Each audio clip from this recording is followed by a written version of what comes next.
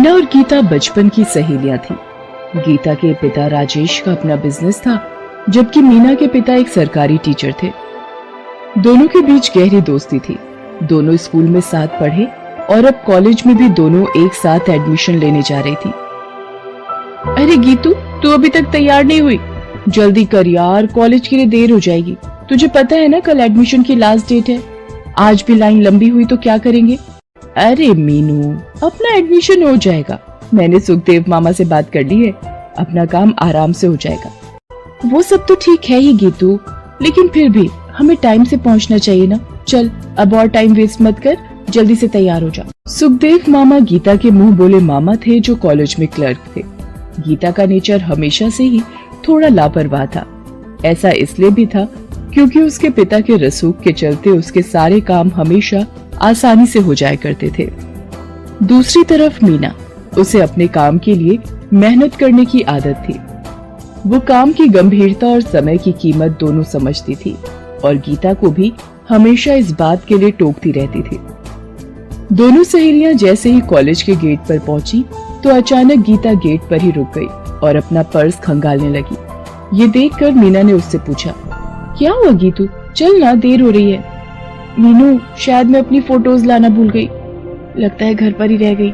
उनके बिना तो काम नहीं चलेगा ना। ओह गॉड, इस लड़की का कुछ नहीं हो सकता। एक तो पहले से ही लेट है और अब तो फोटोज भी नहीं लाई। ये सब क्या है यार। अब अगर वापस से घर जाएंगे तो बहुत देर हो जाएगी और तब तक तो शायद लंच ब्रेक भी हो जाएगा। मीना टेंशन में थी। तभी गीता उसे देखकर जोर जोर से हंसने लगती है। गीतू, इतनी टेंशन में तुझे हंसी आ रही है? तेरा दिमाग तो ठीक है ना? अरे बाबा, हंसू नहीं तो क्या करूं, मैं मजाक कर रही थी। तो तू जानती है ना तेरा टेंशन वाला फेस देखकर मुझे कितनी हंसी आती है। चल अब कूल हो जा, मैं कुछ भी नहीं भूली हूं। ये गीता की आदत थी, उसके लिए कुछ भी सीरियस नहीं था। फिर दोनों सुखदेव मामा के ऑफिस में जाते हैं और दोनों का एडमिशन हो जाता है। मीनू, अब तो तू खुश है ना? मैंने कहा था तुझसे, सब आराम से हो जाएगा। तू फालतू में ही टेंशन ले रही थी। चल अब चलकर कॉलेज की कैंटीन में भी देख आते हैं। तेरी जल्दबाजी के चक्कर में मैंने कुछ खाया भी नहीं। गीतू चल ना, अब तो घर ही जाना है। मेरे घर चलते हैं, माँ ने खाना बना कर रखा होगा। मीनू अब बस भी कर यार, चल ना, पैसे मैं ही दे दूंगी। नहीं गीतू, बात पैसों की नहीं है, घर चलते हैं ना। मुझे वैसे भी भूख नहीं है अभी। अच्छा ठीक है बाबा, तू मत खाना, मैं खा लूंगी, ठीक। दोनों कैंटीन जाते हैं। तभी अचानक एक बढ़िया स्पोर्ट्स बाइक पर सवार एक लड़का वहां आता है।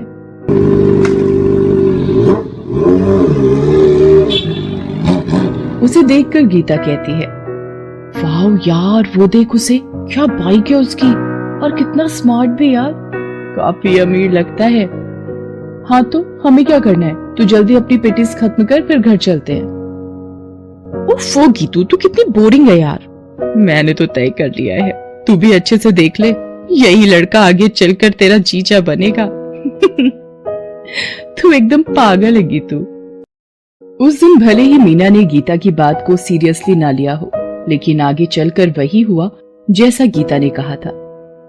वो लड़का एक बड़े बिजनेसमैन काशीलाल का इकलौता बेटा सुयश था।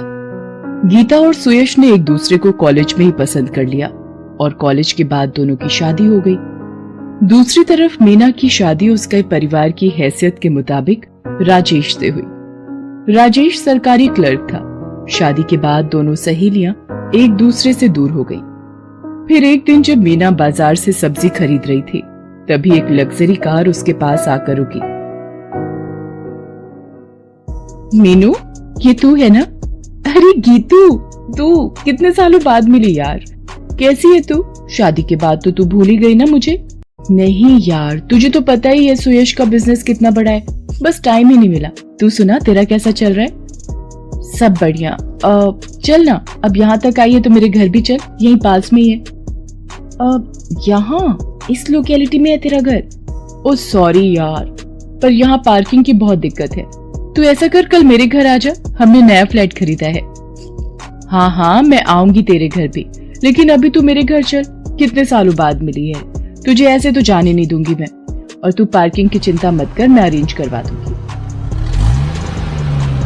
मीना गीता को मनाकर उसे अपने घर लेकर जाती है, जो एक पुरानी सोसाइटी में था। उस सोसाइटी को देखकर गीता उससे कहती है, ओह गॉड मीनू, तू यहाँ कैसे रहती है यार? सुन, मेरी गाड़ी को तो कुछ नहीं होगा ना? पिछले महीने ही खरीदी है मैंने।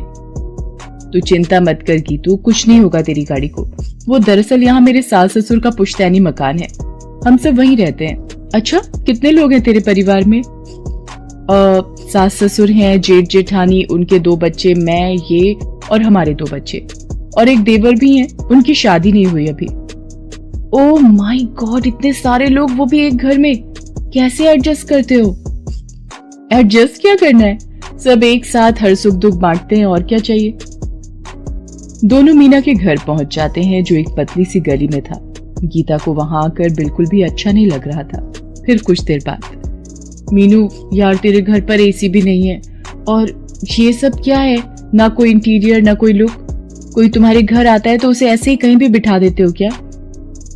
मीनू चल ऐसा करते हैं, हम लोग छत पर चलते हैं, वहां तुझे अच्छा लगेगा।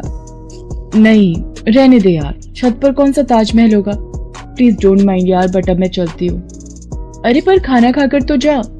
नहीं नहीं, फिर कभी। अच्छा सुन, मैं तुझे बताना भूल गई, कल मेरे बेटे का बर्थडे है, शाम को पार्टी है, तू बच्चों और जीजा जी को लेकर जरूर आना, ओके? फिर आराम से बैठकर बातें करेंगे। मीना को उसके बर्ताव से बुरा तो लग रहा था, लेकिन फिर भी उसने सब कुछ नजरअंदाज कर दिया और अगले दिन अपने पति और बच्चों के साथ गीता के घर बर्थडे पार्टी में पहुंच गई। गीता का घर मीना के घर से बहुत अलग था। वो 5वें फ्लोर पर बना एक शानदार फ्लैट था। वाह गीतू, बहुत बढ़िया फ्लैट है यार। हाँ डार्लिंग, वैसे मुझे तो ये फ्लैट भी छोटा ही लगता है। बस एक बार इनकी कंपनी का काम अच्छे से सेट हो जाए तो हम इससे बड़ा फ्लैट ले लेंगे। इससे भी बड़ा? घर में और भी लोग हैं क्या? अरे नहीं नहीं, मैं, ये और मेरा बेटा राहुल जिसका बर्थडे आज। इससे ज्यादा लोग तो मुझसे बर्दाश्त भी नहीं होंगे। चल ना, मैं तुझे पूरा फ्लैट दिखाती हूँ। गीता मीना को अपनी शेखी बघाड़ते हुए पूरा फ्लैट दिखाती है। वो हर चीज की ऐसे तारीफ कर रही थी मानो मीना को कमजोर दिखाना ही उसका मकसद था। ये सोफा इम्पोर्टेड है और वो डाइनिंग टेबल वो भी। तुझे पता है हमने ये सारा इंटीरियर किससे करवाया है?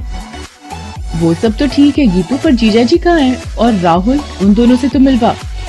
वो ये तो नहीं आ पाए, ऑफिस में बहुत काम है इन्हें। अपने बेटे के बर्थडे पर भी नहीं? हाँ तो बिजी हैं इसलिए नहीं आ पाए। ये सारे अरेंजमेंट्स तो उन्होंने ही करवाए हैं ना। अच्छा और राहुल, वो कहाँ है? एक्चुअली मैंने बर्थडे पर उसे नया वीडियो गेम दिलवाया है, सुबह से उसी के साथ लगा हुआ है। लगता है बस केक काटने ही आएगा अपने कमरे से बाहर। बर्थडे पार्टी के बाद गीता अपने पति और बच्चों के साथ अपने घर वापस चली जाती है। मीना, क्या हुआ? मुझे लगा था अपनी बचपन की सहेली के घर जाकर तुम्हें बहुत अच्छा लगेगा। पता नहीं जी, गीतू बचपन से अलग थी, अब बहुत ज्यादा अलग हो गई है। कोई बात नहीं गीता, वो जैसी भी है तुम्हारी दोस्त है। मीना और गीता अब फिर से एक ही शहर में थे, लेकिन फिर भी एक दूसरे से ज्यादा मिलना जुलना नहीं था। ऐसा इसलिए क्योंकि गीता को मीना का घर और उसका रहन सहन पसंद नहीं था। ऐसे ही कई महीने गुजर गए। फिर एक दिन अचानक उसी शहर में भूकंप आ गया। भूकंप इतना जबरदस्त था कि शहर की ज्यादातर बहुमंजिला इमारतें धराशायी हो गईं, जिनमें से एक वो बिल्डिंग भी थी जिसमें गीता का फ्लैट था। मीना को जैसे इस बारे में पता चला, उसने तुरंत गीता को फोन लगाया। हेलो गीतू, कैसी है तू? तू ठीक तो है ना? कहाँ है तू? सब बर्बाद हो गया मीनू, हमारा फ्लैट, कुछ नहीं बचा। वो तो गनीमत थी कि जब भूकंप आया तो हम लोग घर पर नहीं थे, बाहर आए हुए थे, वरना पता नहीं क्या होता। भगवान का शुक्र है कि तुम सब ठीक हो। अच्छा सुन, तुझे घबराने की बिल्कुल भी जरूरत नहीं है। तू ऐसा कर, तुरंत जीजा जी और राहुल के साथ मेरे घर आ जा। तेरे घर? लेकिन वहां तो पहले से इतने लोग हैं ना, हम वहां कैसे? जगह दिल में होनी चाहिए गीतू, घर में खुद ब खुद बन जाती है। तू कुछ मत सोच, बस जल्दी से यहाँ आ जा। गीता अपने पति और बेटे के साथ मीना के घर पहुंचती है। वे सब कई दिनों तक वहीं पर रहते हैं। वहां रहना गीता की मजबूरी थी, लेकिन कब ये मजबूरी उसकी खुशी बन गई, उसे खुद पता नहीं चला। परिवार के साथ खुशियां बांटना किसे कहते हैं, ये उसने पहली बार महसूस किया था। क्या हुआ गीतू, क्या सोच रही है? यही कि कितनी गलत थी मैं, सोचती थी कि बड़ा घर, बड़ा स्टेटस ही सब कुछ है। मैंने राहुल को इतना खुश पहले कभी नहीं देखा गीतू। हो सके तो मुझे माफ कर दे। अपने हाई स्टेटस के घमंड में मैंने अपनी दोस्ती का भी ख्याल नहीं किया और तुझे नीचा दिखाने की कोशिश करती रही। लेकिन अब मुझे समझ आ गया है कि घर वहां रहने वाले लोगों से बनता है, शानो शौकत से तो सिर्फ मकान बनते हैं। ये कहते हुए गीता की आंखों में आंसू थे। मीना ने आगे बढ़कर उसे गले से लगा लिया और ये उनकी दोस्ती की एक नई शुरुआत थी, जिसमें ना तो कोई अमीर था और ना ही कोई गरीब।